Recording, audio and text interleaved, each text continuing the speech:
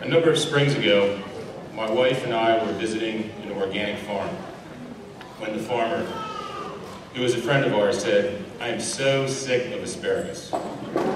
It's in the upper field, go pick the leftovers, take all that you want."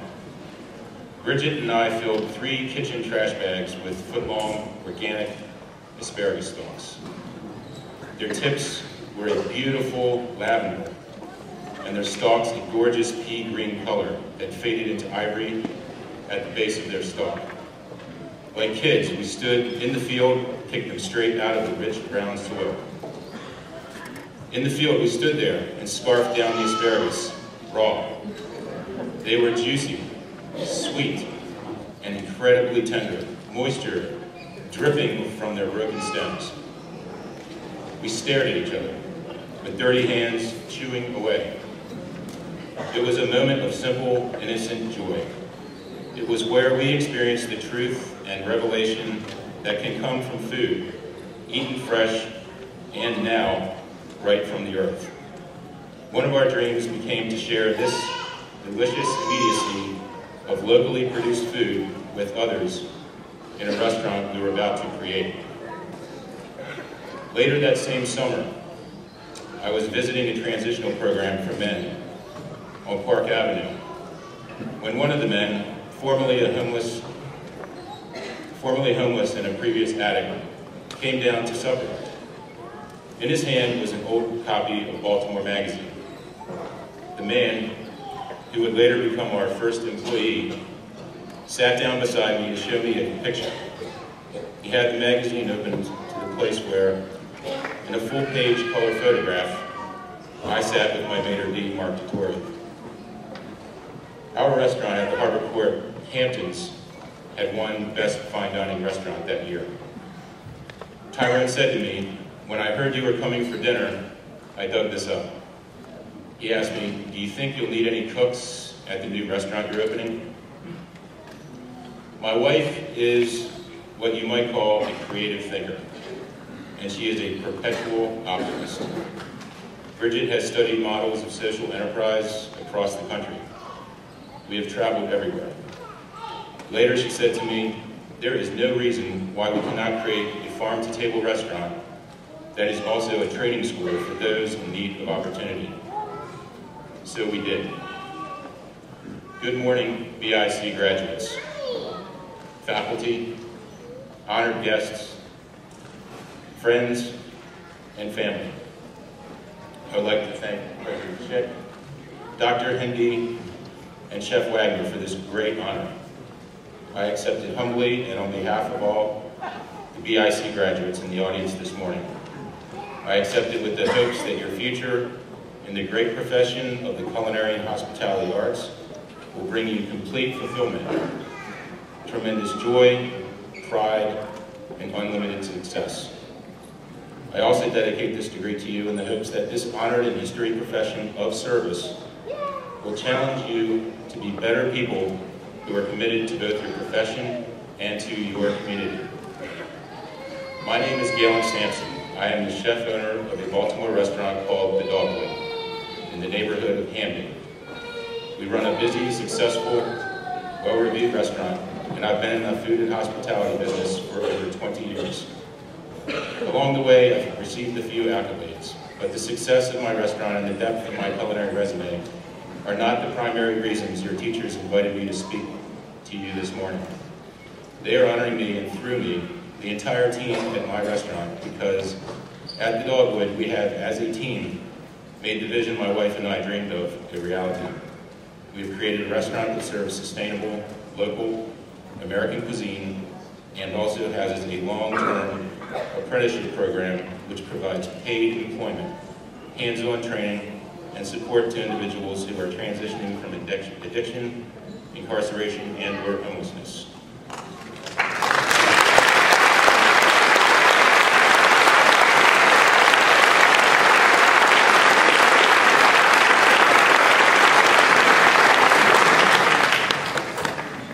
One of our apprentices, who spent 10 years in prison, graduated from BIC, and is now pursuing a degree in business at the University of Baltimore.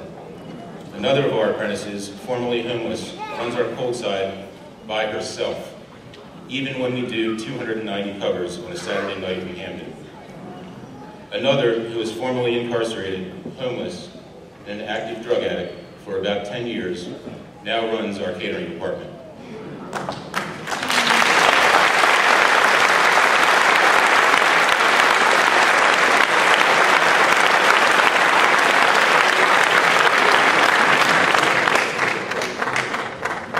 When he was an addict, this apprentice never saw his son or his grandson. Now he sees them both weekly. He has been sober for 5 years.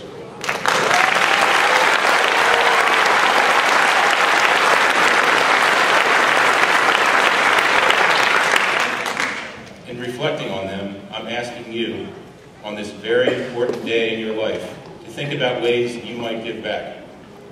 I'm asking you to open your eyes to the mystery and potential of others, and to the beauty and richness of your fellow man or woman, to the pain and deep needs that make up our city of Baltimore.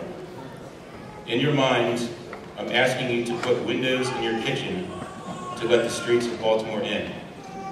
I'm asking you to give as much as you can. Just a few words of advice as you step out into your lives from this wonderful accomplishment and glorious occasion. Don't worry, I only have 4 things to say. First, train yourself before you train others. Make sure you chart a path towards your professional and service goals. It is very important that you understand that I could not have created the Dogwood Apprenticeship Program and taught others effectively until I first made sure that I was a well-trained and experienced chef. Understand that I apprenticed for nearly 15 years, worked in 5-star resorts like Stein Eriksen Lodge, the Homestead in Southwest Virginia. Understand that I returned to school at the Culinary Institute of America for professional training as a very serious student to round out my practical experience with a theoretical understanding of my chosen passion. And only then ran the entire food and beverage department for a major independent Baltimore hotel before opening my own place and creating the Dogwood Apprenticeship Program. Being a serious professional and therefore an example and a teacher is always the most important way to give back. Second, treat all teammates with respect. There is a famous passage in the French culinary classic book, Ma Gastronomie, that says, a good apprentice cook must be as polite with the dishwasher as with the chef. Before I opened my restaurant, I was executive chef at the Harbor Court Hotel, and I was in charge of 2 restaurants, an exquisite lounge, a coffee shop, banquets, and room service. As you can imagine, I have lots of stories from that period of my life. But one of my favorites is when we were invited to prepare a dinner for Julia Child's 90th birthday party. Robert Parker was there, and about 60 other distinguished guests. Julia's handlers were all over me and my staff. Julia is old. She is fragile. She uses a walker.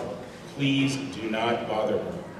There will be an opportunity for everyone to greet her. We were all nodding. We were all very respectful in our dress whites, lined up, hands behind our backs, expecting to meet someone diminished, uninterested, a celebrity who wouldn't have time for us. But when Julia arrived, she pretty much physically pushed her handlers out of the way. She bulldozed her way off the elevator and immediately went into the kitchen. She wanted to meet each and every one of us, asked about what we were cooking, asked for a taste here and there, maneuvering her walker expertly over our rubber mats. She was deeply curious, monumentally gracious, and highly respectful of the work we were doing. But what impressed me most about Julia's foray into our kitchen was her insistence that she meet and shake hands with everyone, including our dishwashers. Being interested in and respectful of everyone in your kitchen and on your staff, from the steward to the dishwasher, the general manager and the executive chef, is an easy way to give back in whatever position you serve. Third, surround yourself with the right teammates. Everyone who worked on my first line at the Stein Eriksen Lodge now has their own restaurant or is an executive chef. The line was stacked with talent. I never learned so much in such a short, intense period of time. I breathed food. I came in on my days off to learn from the second butcher from Spago and the assistant pastry chef from Patina. All of us live food every day, during work, after work. They were giving back to me. In Kitchen Confidential, Anthony Bourdain says, if you're a sauté man, your grill man is your dance partner. And chances are you're spending the majority of your time in a hot, uncomfortably confined, submarine-like space. You're both working around flame, boiling liquids, and plenty of blunt objects at hand. And you both carry knives, lots of knives, so you'd better get along. But it's more than getting along. Find people who care passionately about their work and about their team. Find professionals you respect. Learn as much as you can from them, and take notes every day. Finally, be open to being startled awake. I was startled awake by incredible farm fresh food and individuals who needed opportunity. You never know where or when your inspiration for good will appear. Learn as much as you can from every person, book, menu, and event that you encounter. Visit farms, dairies, cheesemakers, local city markets, and other restaurants and hotels. Listen and observe. And put windows in your kitchen to let our Baltimore streets in. Serve food at a homeless shelter. Make a pie for a senior citizen. Teach kids about vegetables. Give when you can and as much as you can. Your food and your lives will be deep, rich, tremendously beautiful creations. Congratulations, graduates, and God bless.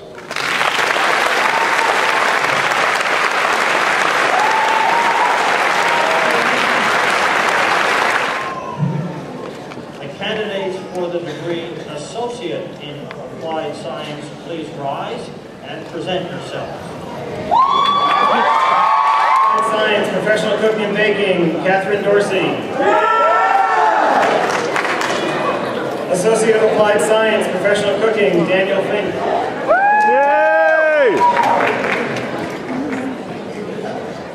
Associate of Applied Science, Professional Cooking and Baking, Keith Kinzel. Associate of Applied Science, Professional Cooking and Baking, Corey Hebert. Associate of Applied Science, Professional Cooking, Daniel Sterling.